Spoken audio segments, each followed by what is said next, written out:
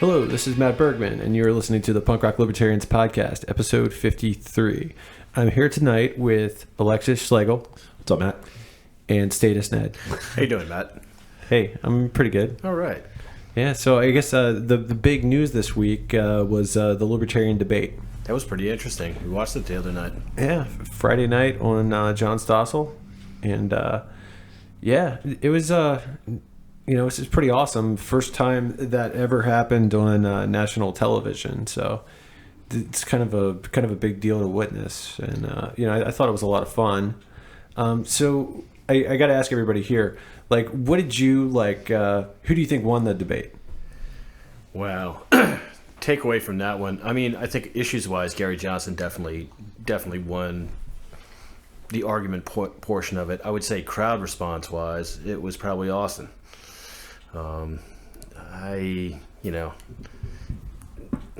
Just from a PR standpoint, he seemed to get the most audience response out of the people that were there. Yeah, he probably had a bunch of trolls flew in there or something. It looked like that. I mean, they had the whole Hitler Jugend there in the audience. Yeah, it's funny because I have to admit, I took the test on isidewith.com. And it basically you answer a bunch of questions and it shows you who you side with. And I think I was 98% with Daryl Perry, who did not attend the debate because he didn't make it to the top three. And then I think it was Feldman I was at 97% with. And I think John McAfee I might have been at 97%. And then Austin Peterson, I think I was maybe 96% or something. But Gary Johnson, apparently I agreed with 95% of the time. So it's funny because out of everybody running, Johnson is my guy. But I agree with him on paper. I agree with his policy, less than some of the other guys, even though I'm choosing Johnson to be my guy. Well, that was kind of one of the things that I thought was a little interesting when we saw him when he came to Alewife. It sort of surprised me how much he is sort of positioning himself as the statist of all the libertarians, like the guy who's got the most experience with government and the mechanisms of government, which traditionally, I mean, you guys are very anti that, and for him to sort of, I guess, draw back from the traditional populist libertarian stance, which is very anti-government, to saying, hey, listen, we kind of have to have some sorts of mechanisms in place in order to get these things done, was a bit of a surprise for me. I think he's the most pragmatic. I think that's the thing. I've had this conversation with many people, and it's funny because people are bringing this up now. In 2012, I think a lot of the libertarians kind of were yeah, fuck yeah, Johnson, totally, awesome. Yeah. But well, he was one of the only games in town. But nowadays, I'm talking to people, and they're like, well, Johnson, he said that the nap is above his head, and and I'm like, duh, I think Gary Johnson is not he's not a textbook libertarian. He's not he hasn't been reading about Lysander Spooner for 30 years, right? And he's not going to know he probably doesn't know who he was. He's probably not very familiar with Murray Rothbard. I think Johnson was just a regular dude who he succeeded in the private sector. And I think he was just... And the public sector, too, really. Well, yeah, then he goes on to the public sector, He sells his one-man handy business, handy business. that he grew to... Are you feeling the Johnson there? Yeah, dude. That he grew to 1,000 employees, and, he runs for governor. And, I don't really think that he's necessarily a full philosophical libertarian. I think he's just a normal dude who's, fiscally conservative and socially liberal. He just comes to it from a practical he just thinks the shit makes sense, but he's not been reading on all the history and philosophy. That's not him. Right. He's just a normal guy who believes people should be able to do what they want in their personal life and do what they want with their money. I think it was just very interesting because this is the most I've really taken interest in like who's going to be the Libertarian nominee just because of the climate. You know, that the potential it's going to most likely come down to Trump and Hillary, and so many people are going to be looking for an alternative, and not only, but they also want the climate right now is ripe for the libertarian message to get out there. So I think we're all kind of like, that's kind of what I was looking at the debate was like, all right, who owns the message the best, and then also who could actually translate that into actual like votes and get that message out there. And polling, and also not only that, but just spreading the word. You know? Austin Peterson is hands down the most charismatic of the three. I think so, but he just comes off not. He just doesn't seem genuine. He comes off to me as like a Republican or like a walking talking meme, or right. Or like he was trying to be a Republican, and he could never. He I don't know. Which it's funny too because could never make it with those guys. I don't think. And once again, I'm not criticizing any of Austin's policy. I just think that's the way that he comes off when he talks, and personally, I don't like it. I just think he seems like a douche. Well, he also got into a couple of times there where he was waxing very hyperbolic, you know, when and not talking about it, and getting rather jingoist in some of the things, which were getting him the most audience applause, I think, but really didn't speak to me at all, and they said nothing. I could see them just for what they were, which was, you know, something to get the crowd whipped up. And that's not what I like. I mean, well, you know, one of the things that I enjoy about the libertarian message is the alternate point of view that it brings. And so a lot of the debates that I've had with you guys and some of the other people I've been on the podcast with, and that it's a, you know, genuine thing about ideas, and it's not jingo politics. You know what I mean? I definitely think like, there was many times throughout all the responses, it just seemed like I wish it all could be just one person, you know, like, because there wasn't a single one person up there that I was like, I agree 100% with that or 100% with that. What was the tangent about like being attacked in the jungle and they shot his dog and? Oh well, they brought that up. Yeah, that's all shit that happened as far as that. Yeah, so they were basically like at that point, John Stossel was proposing, you know, like kind of. Bring it to light, like, you know, if I were to vote for you, make a case, like, because most people have that, oh, if you vote Libertarian, you're throwing away your vote. So he was kind of bringing up, well, Gary Johnson, like, why should someone vote for you? Why should someone vote for John McAfee? And he kind of went into his past because that's all kind of come out. But we talked to, 2 podcasts ago? Because he basically told his whole side of the story about that, like his time when he was in Belize. So they were just bringing that up in the debate. Yeah, well, I guess it's backstory. You know, it's part of. Yeah. Well, I mean, it's one of those things. It's like people, like I know people that aren't even following the libertarian stuff, you know, per se. And if you ask them about John McAfee, that's the shit that they heard on like Dateline or whatever, you know, like he was brought up. So yeah, I mean, it's shit that does need to be addressed, you know. Yeah. And that's another thing about McAfee. Like, you know, as libertarians, if we want to get a message out there, blah blah blah. You know, I mean, it's like, even though I agree with John McAfee on slightly a little bit more than Gary Johnson on I side with, you know, even though I agree with him more on there, it's the reason why, and I do like McAfee. Yeah, I liked he was solid on quite a few responses. He was. He's funny. His character, very charismatic. Yeah, you would have fun hanging out with him at a backyard barbecue or a bar, you know. Or like as a guest speaker at a college, at a university, or someone to spread the message of liberty, but on certain issues, because it seemed like there was some. Doesn't he come off a little nutty to you, though? Yeah, just a little. Exactly. Yeah, a little bit. You know, he's got a past, and his past is a little bit nutty. You know? So I'm saying out of those 3 guys, you know, I think for me, I think Gary Johnson would be.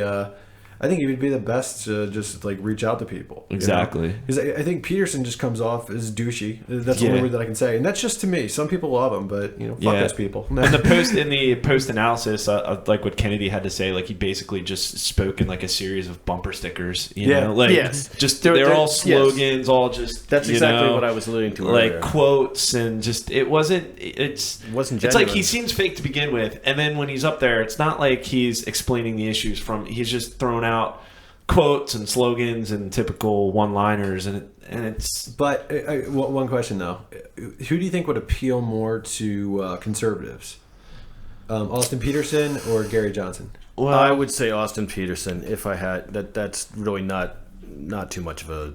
Yeah, that's what I'm thinking. I think so too, just because of the pro-life stance. They're different on that.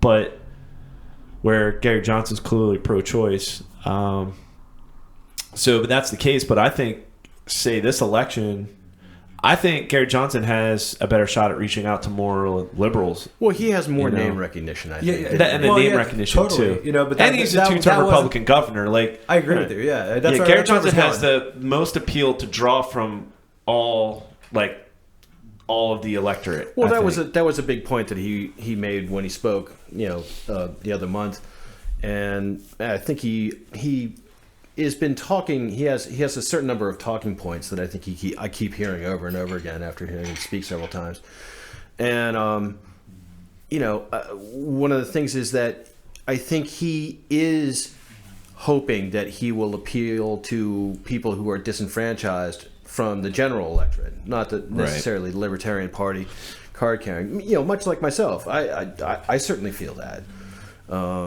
He would be, depending on how the primaries end up going, and I think we all know how they're going to end up going.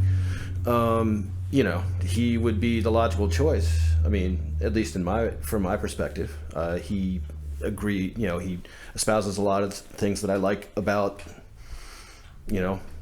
the liberal, traditional liberal agenda, and mostly they're not so much the fiscally conservative, but certainly on social issues and things like that. I can't. And he has a track record, and he has succeeded in government, and so there's some science behind him. It's not like he's not it's not like a speculative thing. He has done this before. Yeah.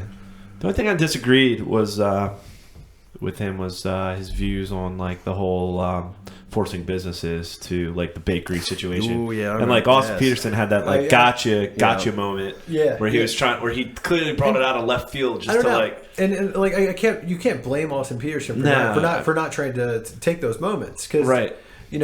Johnson's obviously the only one that anybody's heard of. Yeah. This is for a lot of people watching. And he does have a somewhat different idea about it than I hear espoused. And I wasn't really tracking her. I wasn't really following traditional him. Libertarian circles. What is that? Yeah, I didn't really follow him because I'm all for voluntary association. I mean, why would you want to force a company that doesn't want to do to provide services that they're clearly not to provide? Then Johnson answered that though. Johnson said in some places, you could have one private power company throughout the town, and what if all of a sudden they said we're going to stop serving Muslims, or we're going to stop serving black people, and there's only one in the town. Yeah, it's in an instance like that, what do you think, dude? Yeah, I mean, in an instance like that, but I think they're few and far between. I think on a general level, it's more so that's pretty extreme. That's an extreme case, and I understand where. Well, it is. It's extreme. A very extreme case, but I bet it is. I imagine though, if you looked through census data and stuff like that, you could find places like that where it could go on. And I don't know if you could or you couldn't. Right. But I mean, either way, it is kind of scary and just it's. I don't think anybody here would want to see that happen. Well, it doesn't have to be the power company necessarily. It could be anything. Anything that's a good. It could be the grocery store. They don't want to sell. I mean, there's an even more. Yeah. Of course, the whole libertarian argument is the market free market would solve this, and that's the point I come from. I wouldn't. Somebody would construct an alternate grocery store or power station to serve that need. I mean, yes. Or they would just leave that community, or they would just Okay, so then it's okay to drive people out of a community by I wouldn't say it's okay, but economically disadvantaging them. Well, I mean, the argument would be it's not very economically sound to drive people out of a community. It's if you want to make money, and if you're a good businessman, and this is how you would see market justice. Yeah. Personally, if I saw a store that said, we're not going to serve a specific group of people, based on their race or their sexuality or their religion, personally, I wouldn't want to go there. So I would support another business. So Right. it's plus it's better for your business to not do those things. It's Right. better to just accept anybody who has green money. Yeah, I mean, you have a right to be a horrible business owner or an inclusive business owner. Yeah, I mean, and you know, it's like another succeed or not to argument succeed. for that right for businesses to serve whoever is shit. I don't know. It totally slipped my head. Well, yeah, I mean, I mean that was Johnson's argument is if you have a de facto monopoly, you know, in a certain sector, and you say to people that, you know, I'm sorry, but because of my but then the libertarian Yeah. pure answer would be in a true free market that would never exist. Well, yeah, like right now, since these businesses don't have the right to do that, you know, you have no idea at knowing who the bigots are. So if you really don't want to support bigots, you know, wouldn't you want them to be able to put that out there? That you they know? were bigoted. And so you do not give them your money, and you give your money to somebody who isn't one, you Right. know? Especially in this day and age with social media, just the media in general, sites, like Yelp or any other review sites where you're owning a business. Right. Like in this day and age, to do something like that, you're going to go out of business really quick. Yeah, it's going to be there's a reporting, phenomena that you're going to be ostracized real Yes. quick as a business if Right. you choose to do if you decide as a business we're going to discriminate, and you're going to find out real quick. Yeah, I mean it's market justice, and you're really protecting bigots by not having such a law.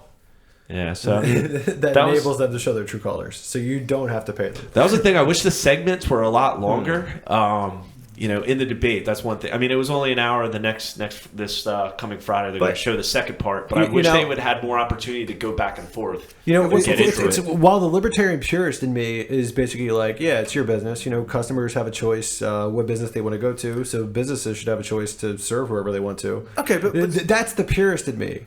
But it's like the practical person. I hear Johnson's argument, and I see why he believes what he believes. And I mean, I think he's a good guy. Whereas, even though I agree with Austin's argument, I just think he comes off as a douche. Well, same thing, and I think that goes back to what I was saying, where Gary Johnson's more of the pragmatic candidate. I mean, he was a governor for 2 terms, a very successful governor, but he basically limited the size and scope of government through through executive veto power. Right. And then part of me, there's a lot of people right now that I'm talking to, like friends, the libertarian people. Which is not a terribly like activist agenda. Yeah, it's really but these people right now are saying, well, that spoils it for me. Gary Johnson doesn't believe in cake baking freedom, and it's like, come on, dude, it's one issue. Right. And I look at it this way, just like he was saying, all right, my views on marriage, the government should not be involved whatsoever. But Gary Johnson in the debate brought up the point that no, you must have, when they asked the question about gay marriage and marriage equality, he said, no, I believe in marriage equality. And that's what I ran on in 2012, because he said if you would repeal all the laws that affect marriage, he's like, you'd have to go back, you'd have to repeal this law and this law and this law. It's not practical. All this it's not practical. It's well, because it'd be great if we could do that. If you could obviously be our preference, right? But yeah, because marriage license shouldn't exist in the first place. Marriage license shouldn't exist in the first place. But you'd have to you'd have to change all the tax laws. You'd have to change so much, insurance laws. You'd have to there's so many layers of bureaucracy where it's all right, the quick end all be all is marriage equality, and then let's work our way back on repealing all this other shit. But will we ever work our way back? I don't know. I want more candidates to run on repealing plus, shit. I mean, do you really want to go back? And is it good to refer to it as back? Do we want to go back, or do we want to go forward? Do we want to be more free than we've ever been lessons before? from the past that were correct lessons? Well, the way the licensing laws came about, the other thing, and basically it kept it basically was trying to stop interracial marriage, and it also came about it also came about because of health reasons with immigration in the late 1800s, early 1900s, which is racism again, and so so that's, and then it just, I mean, I look at it it should just be a voluntary contract that 2 people enter. It should be a legally binding document, and that's it. Doesn't matter. Get the state out of it. How do you get a state out of a contract? I mean, it's still a legal document, but I guess, I guess maybe like that you have to pay or that you have to ask for permission. I don't know. I guess maybe like a contract. Like Right. you could sign a piece. You could sign like. You could write up a contract on a napkin, and right? I guess Well, you as long as can. two parties. It's an some- agreement. and sometimes those contracts are legally binding, and then sometimes they're like, no, it's on the back of a napkin. It doesn't count. But yeah, I guess So there was times where that came up, like the purist libertarian stance in the debate, and then also like pragmatism. Like, look, do we really want to get into the weeds on some of these issues? Speaking of weed, Speaking of weed, yeah. So I sent it to you, Matt, the or earlier today. It's a reason, short video of a mayor in a small town of Aldolento, California. It's means the salvation it means progression. Yeah, it's like outside. It's out in the desert. It's out in the desert outside Los Angeles. I forget the name of the county, but the county's bankrupt. Basically, the whole town relies on basically the prison industrial complex. They have, 4 prisons in something the like town? that, 4 prisons in this county, and then also the military industrial complex. Apparently there was like a Boeing warehouse where they assemble or manufacture, But those jobs have probably been done away with now. Right, so it's like stuck with the prisons. Yeah, so there's really so this town's on the verge of bankruptcy, and this mayor who more of like he claims he's more of like a Tea Party conservative. The bug. Yeah, gun toting. Kind of seemed like he came off Christian, but he has like this big like bluegrass festival or something in his house. Yeah, it was pretty cool. Like, he was like, man, this guy seems like such a hippie. Like, totally like can't pigeonhole this individual, But anyway, so he basically runs for mayor and basically turns his town around by it's the first town in California that's going to be cultivating marijuana. Yeah, so on a large scale. Yeah, so he changed the town ordinance.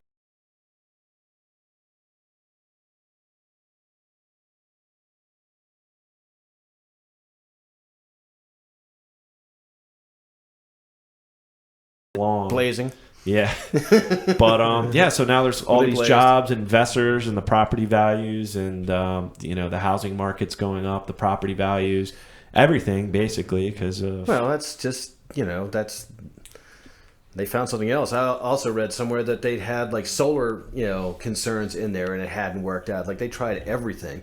There have been all number of like weird quarters of the municipality, and nothing had really worked out. And I guess during like the solar boom, but that came and went. So this town's it was like on the verge of bankruptcy, and so now they're on to marijuana. Yeah, so thought that was pretty. That's kind of ironic. Like, well, let's see, private prisons. No, that didn't work out. Yeah. Military industrial complex. Military industrial complex. Okay, let's try that for a little while. Nah, it didn't work out either. Yeah, it's pretty cool. Like this guy, came off like, hey, let's try weed. Yeah, this guy that he came off like real Christian, God fearing guy, and he's just basically said, well, he's like, I think it was God, telling me like, look, I put this on earth. You need to do something with it. And he's like, I thought it was pretty cool perspective. But hallelujah. Yeah. So I sent it to Matt. Maybe I'll post it up on the website. It was a short reason video that I caught earlier today that I thought was pretty cool. But Matt, you want to talk about this video that just surfaced of a cop killing another cop in Albuquerque, New Mexico? Yeah. So I don't know. So this cop basically, it was during a $60 meth bust, and his body cam footage has been released, and it shows him shooting another officer by accident. Who's undercover or Yes. uniformed? Yeah, they were undercover. Huh. Yeah, it was over a $60 Did you know meth the bust. other guy was an officer and just like shot him accidentally? Well, he or- just shot him by accident, and then afterwards it shows like, oh shit, it's Calvin or whatever the guy's name was, and then I don't know. I mean, I watch it, and it's fucked up that somebody got shot, but at the same time, I'm just like, I don't know. These assholes volunteered to fight the fucking drug war, which is stupid as shit. And we've got the largest incarceration rate in the entire fucking world, and I mean, it's just and the more and more I think about it, it's just like I can't. How can I feel sorry for this cop? I really can't. I can't feel that sorry for him. No. If you're volunteering to fight this stupid ass drug war. And you get fragged by one of your own men. I mean, it's and I don't know. Hopefully, people like read about shit like that and start to think maybe it's a waste of time. Yeah, it's I saw it in my newsfeed. I didn't get a chance to watch it, so but yeah, a lot of these cop videos, man. It's more and more, man. Yeah, it's just, I can't do it. Sometimes I'm just like, man, I just don't even want to, because you see so many, you just get so disheartened. Saw this one video, posted it last week, and it was front dash camera and body camera of two cops pulling over this guy. The car's pretty banged up on the shoulder of the road up against the guardrail, and it's all black and white. It's camera, right? Front dash camera, and you can hear the microphone. It's definitely audible, and they subtitled it as well. But cops basically, typical DUI, got this guy out doing the roadside test and everything, and this guy's just completely wasted. They do his blood alcohol. He's like blows a .23. Right.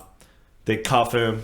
They have his wallet and his keys and everything on the dash of the car. Meanwhile, this guy's cuffed in the backseat of the car because he blew. They did the breathalyzer there. He's done. Going downtown. So then you hear the cops and they're going through his wallet and they're like, "Oh shit!" And the one cop turns off his microphone. But you could clearly see the other cops like, "Oh shit!" And they're like, "Go back in the car." And they're like, "All right, sir, take the cuffs off and basically find out that was a fellow cop." And they're like, "Hey, do you have anybody to call? Like, right. Can you pick? Do you have anybody to get you home safe?" And yeah, so yeah. Right, any one of us would have been pulled over blowing a .23. We're going through, but one other, basically gang members protecting, offering favors for fellow gang members. People in law enforcement, and they all have always said the same thing to me. Yeah. Did you just say you've blown people in law enforcement? No, I don't blow anybody in law enforcement. Oh no, not okay, sorry. Anyway. Yeah. But yeah, it's just a lot of these videos, man. Of all these videos that are surfacing, it's just disheartening. What goes on. What about the guy down in PG County who was shot in the back by when the guys rolled up on the police station out there and started shooting the place up, and the first guy who goes running out there is an undercover narcotics agent, and the uniforms, because he's black and the people who are shooting at him are black, assume that he's with them because he's plain clothes. Yeah, he's not in a uniform, and they waste him. They shoot him in the back. Oh man, yeah, it's insane, the drug war. But yeah, over $60 a meth boss. It's ridiculous. Yeah.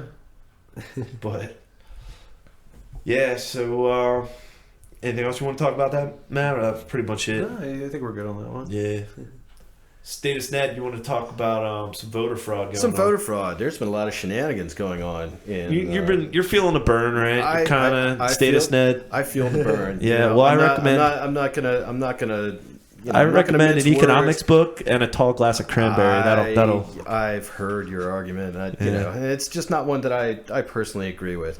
But I do agree that there is a lot of shenanigans going on with the Democratic primary situation, and the one that has been most egregious to me recently that I've heard about is that they have disallowed Bernie Sanders from being on the ballot in the DC state Democratic primary.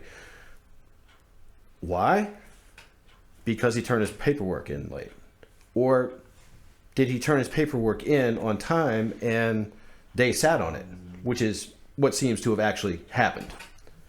So because they don't report his paperwork in a certain amount of time, even though they sat on it, he's still not eligible to be on the primary. In the DC primary. DC primary. Which is, wow, that's fucking crazy. Yeah, in DC. And if that doesn't stink to high heaven, I don't know what does. Yeah. Well, come on, man. Really? That kind of lowdown, I mean, dirty it's definitely politics? It's getting to that point where I think Hillary is so desperate, she's willing to do anything to get the nod. Like, yeah, it's just and you know what? I think, and I told many of my friends on Facebook that it's not just Hillary though. It's the entire establishment. Oh, it's the whole machine, man. It's just what they did. They're running scared. For all the shit that Hillary is giving this Bernie, the same amount, the GOP are giving to Trump. Except that Trump is handling the GOP rather than Sanders getting handled by the DNC. Right. Yeah. Exactly. Is Trump really handling, dude? Because like I don't know. Actually, it's hard to tell. Okay. Because the hilarious thing is like in 2012.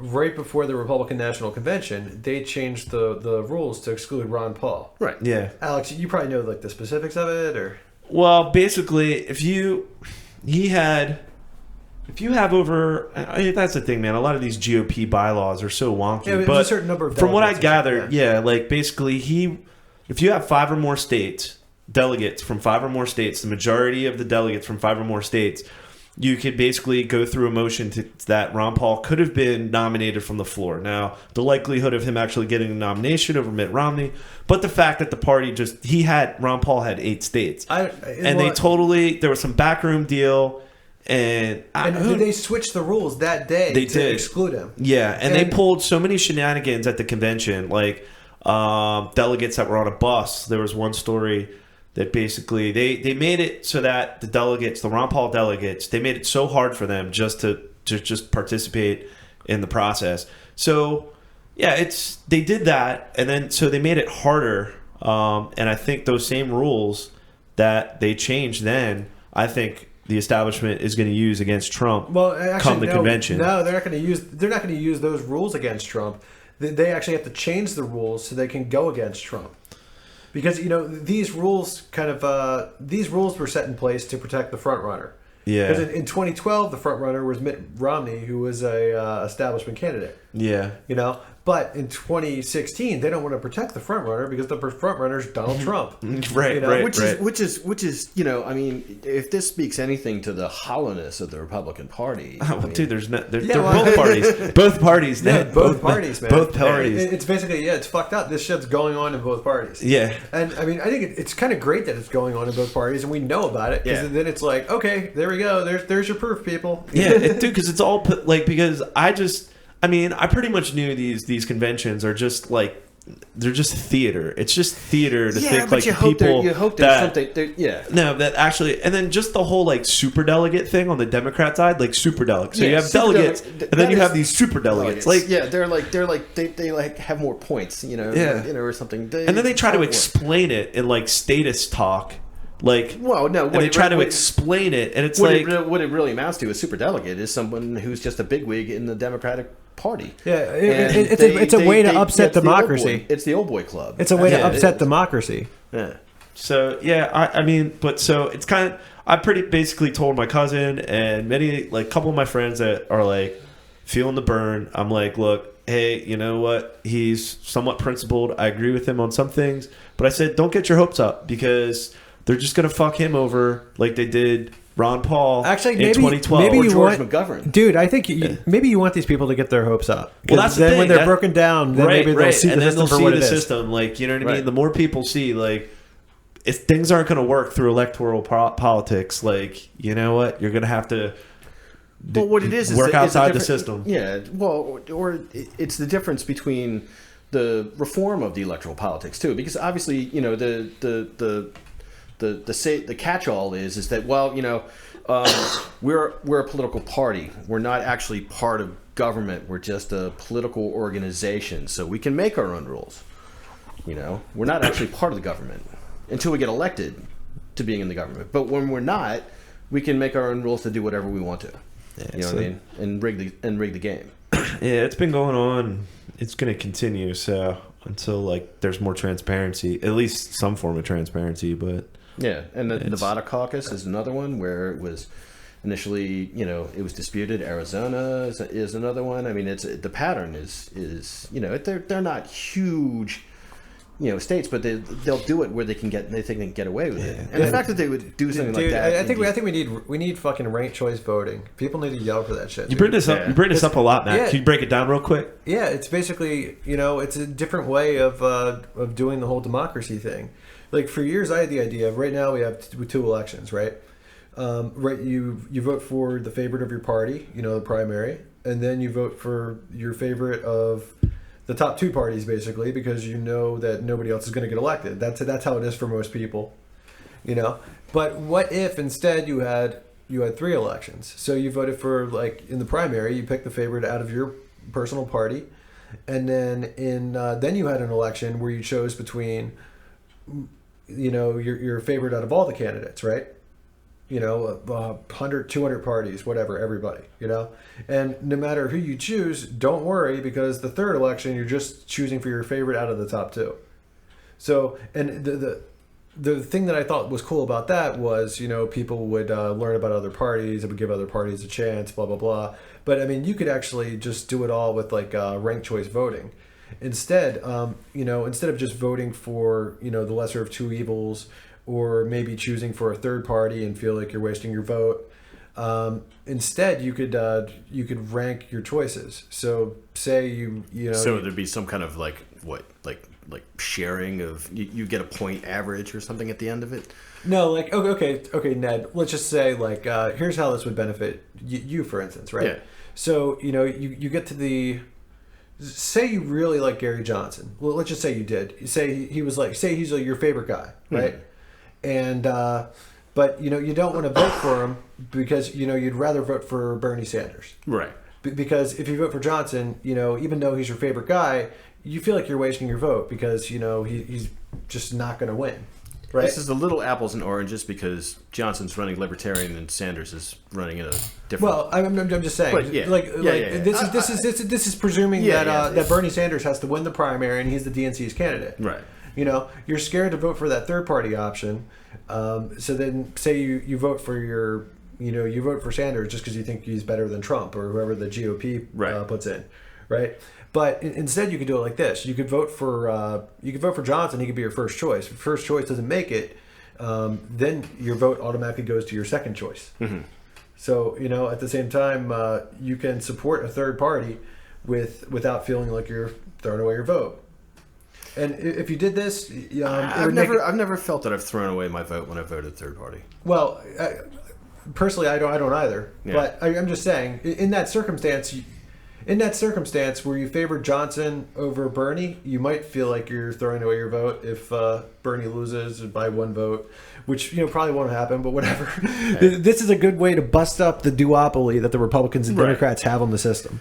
This allows competition, and then when you allow competition, you know, it's the only reason that the Republicans and Democrats are allowed to get away with all this stuff is it's because you got to choose one of them. They're like, nah, you got to choose one of us, right? You know, so they can just be like bad as shit, and they have no competition. There's no repercussion. But you know, if you opened up and you had some markets going on, you know.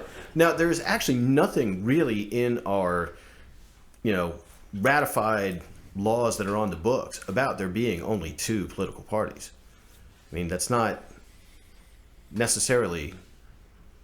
No, but it's just so hard. It's just the laws in place are so hard for access. It's always been. If you could start with getting some ranked choice voting going on, that would just be a great introduction. Right. And you think about like technology, this shit would be so easy to do. But Matt, the overlords would have to agree to that. Like, dude, the gang would have to agree to that. I know. That's how are you going to get the gang? Yeah, I think maybe that's the more. How are you going to get the Bloods and the Crips? How are we going to get the gang to do what we want for the Bloods and the Crips, the red and the blue gang? How are you going to pitch to these 2 gangs, hey guys, I just want more gangs involved. I just want some more gangs involved in this competition. What do you say? Less monopolist. If we had, that's exactly. You know, paints. I don't know. Yeah, these are pagans or something. That's the uphill battle, man. Yes, that's the struggle. Yeah, the Republicans and the Democrats are the only people who could change the rules. And why would they change the rules? Why are they going to want more competition? But most people don't know what the fuck ranked choice voting is. That's why I love to talk about it. I love to get the term out there, and I think more people should call for it. Because, you know, just like you've seen recently with the war on marijuana, you know, once public opinion has turned on the subject, the politicians will then follow because they want to get reelected. Yeah, they're just like weather vanes. If you had enough people screaming for ranked choice voting, the fuckers would have to do it. They will only get away with what we let them. Yeah. That's why I think it's a great thing to bring up. Whichever way the wind's blowing, that's the direction. It's not to their advantage to do it. But if enough people are screaming for it, they'll have to do it. Right. Yeah, that's a good point, man. All right. So, what about the white kid with dreads? What's up with that? Yeah, it's ridiculous. I just saw a quick video of it, and then basically it was a student in what university? Some university. San Francisco University. Yeah. Or I'm not sure, but it was in San Francisco, yes. And it was they caught it on camera in a hallway, and basically this black female kind of assaulted this white student who had dreadlocks. The hippie guy? Yeah, and basically was confronted because they said it was like cultural, like was it appropriation? Yeah, and like this female like went out of her way to basically assault and like basically bully this kid. It was just ridiculous. I thought he was okay. I thought he handled it pretty well. He's like, look, don't touch me. He was just like, yeah, leave me alone. He just like left. Yeah, like it's ridiculous. Like, who are you to lecture me on how I should who are you to lecture me as an individual? How I can have my I don't hair know. however I want. It's okay to like stuff. Yeah, but that was pretty ridiculous. Like, what's going on college campuses these days? Yeah, it's very divisive. Yeah, like it's Well, I have a kid in college, and I never hear much about that. No, to be honest with you, I wonder if it's not like sort of a manufactured phenomenon, or maybe like exaggerated. Like anything that happens, it's like this is going on all college campuses. Exactly. The agenda, like the PC and the all those crazy kids and the safe spaces and right. What's going on? What's with these kids? Is it isolated or is the it one where the entire campus is paralyzed because someone wrote Donald Trump 2006 on we talked about that last week. In a pink pen. Ridiculous. Yeah. I somehow think that is I don't know, much ado about nothing. It just fuels the headlines. It's like something that they can get into the news. I definitely think there's definitely. You look at like kids today compared to. We're all pretty much around the same age, late, mid-30s. Dude, Ned's about to hit 50 and shit, dude. Ned, you're 50? 50, dude. Next January, yes. Whoa, man, I didn't think you were that old, dude. Yep. You're an old man. I have a kid in college. You're gonna be like a grandfather soon. Be like Grandpa Ned. Yeah. Not out of the realm of possibility. But yeah, I'm not saying it, but But yeah, I just think I don't know, like kids in their teens and early 20s. I don't know. It's just different. I don't know. But then again, maybe I'm just being an old man. Like kids today, they're not like when we were that age. We weren't like that. Yeah. Dude, for a second there, you sounded like Alex Jones complaining about kids. Right? Damn kids today. But no documents. No. I forgot the documents tonight. But sell you some snake oil. Yeah, so I don't know. That video was ridiculous. But speaking of great videos, so Matt posted it, that Nick Cannon video. It's pretty powerful. Yeah, it's a very powerful video. Yeah, that was awesome. That shit needs to go viral.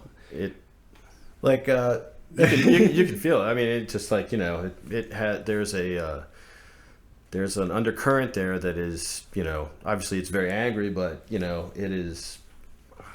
I didn't hear a whole lot there that I could disagree with much. Yeah, he was. Love the fact like the poll workers were like, "Oh, you're a little," when they were filming it, like, "Oh, you're a little too close to be politicking because you can't within life is politics." Yeah, within a certain feet of any polling place. I don't know. It's all different from state to state, but yeah, it was. Yeah, I like that point he made. Everything's politics. Politics affects me, but why should I participate? But yeah, it was a really powerful video. If you didn't see it, Matt posted it up on the website just a couple days ago. Word. Another thing, interesting thing that happened this week. Apparently, Google has now said that they're going to notify Gmail customers anytime the government's trying to hack their shit and spy on them. Wow. So, yeah, I don't know if that makes me. Because they haven't gotten in touch with me, and I thought that they would. So maybe I just have an inflated opinion of myself.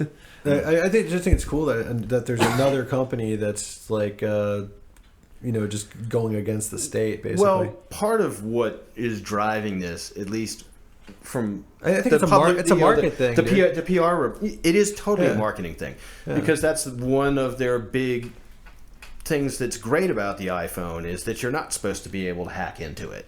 Yeah, You know, of that's course. that's part of what makes it worth that much money.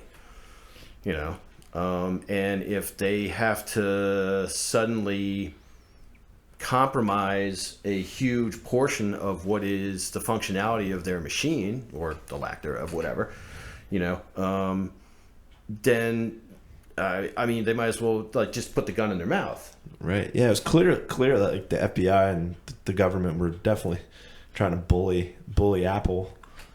You know, And they stood their ground, and you know, no matter what you think about Apple in regards to lots of other things, I mean, but you know, props to them for that. And if Google follows suit, then you know, maybe that's a good thing for individual privacy. Yeah, it's a great thing, man. It's like hopefully more companies will do that and will you know follow suit as well. it's definitely the trend. Totally. Well, you know, I think that's about it for this week, guys. Yeah, Ned's got to get home. do. He's way past his bedtime. Grandpa Ned. There's a cliffhanger. He's gotta go watch some. Get home to the wife. Watch some Lawrence Welk on PBS. Watch some zombie. Yeah, watch some Matlock reruns. God, Yep. come on, man. Until next time, you're right. free. Break the power, break the power.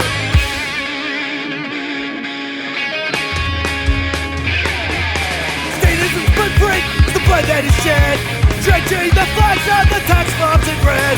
Poisons by a few at the expense of the many, soldiers and gods in a death machine. You can't justify killing by economic gain. For God, country, and democracy, you can put freedom and gunpoint in a foreign land. You support the troops, then bring them home. I believe that you will do the best for you. And I believe that we have the power, have the power. I hate the state, and I know I'm a slave. We can make the break the power, break the power. Society owes individuals nothing more than non-interference with natural rights. Once a virtuous person fully comprehends the non-aggression principle, the violence of the state becomes obsolete.